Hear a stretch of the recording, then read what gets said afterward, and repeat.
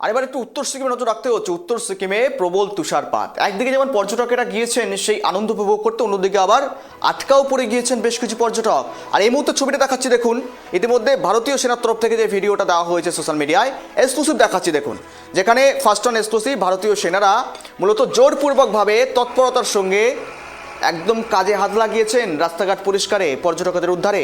এই ছবি একদম ভারতেই সম্ভব। পর্যটকদের উদ্ধার করতে ভারতীয় জওয়ানেরা নেমে পড়েছেন ময়দানে।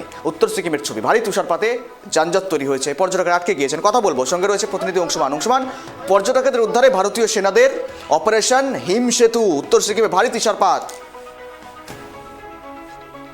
গত কয়েকদিন থেকেই উত্তরবঙ্গ সহ সিকিমের আবহাওয়া খারাপ হচ্ছে, বিশেষ করে বৃষ্টিপাত হচ্ছে।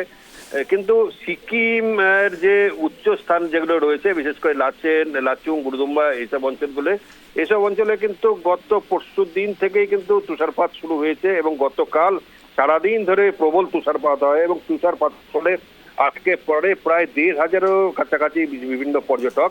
স্বাভাবিকভাবে পর্যটকরা আটকে যাওয়ার পর তাদের উদ্ধারের কাজে নেমে পড়ে কিন্তু ভারতীয় সেনা এই পর্যটকদের যে উদ্ধার কাজ, সেই জন্য তারা যে উদ্ধারকারী যে দলটা, সেই দলটা এবং তার কাজটার নাম দিয়েছে অপারেশন হিম সেতু।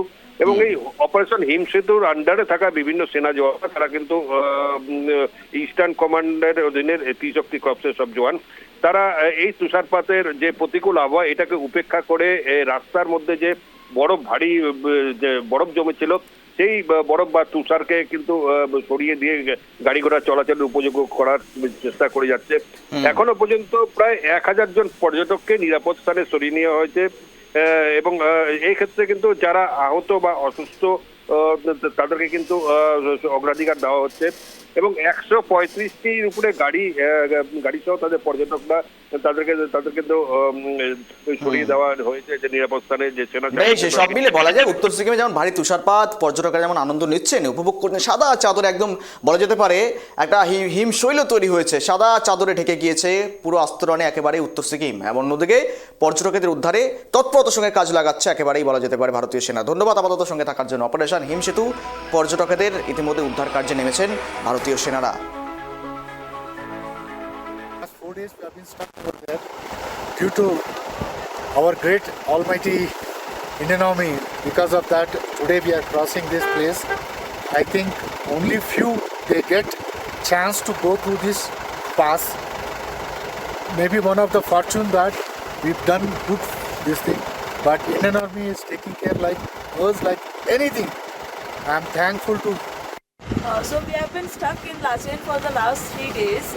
And इंडियन आर्मी जो है वो हम लोगों को बहुत मदद किए।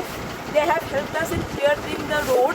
और यहाँ पे जब भी हम लोग यहाँ पे है, they are coming and checking on us regarding oxygen हो या कोई खाना पीना का चीज़ हो, जूस हो, ORS हो, सलाइन हो।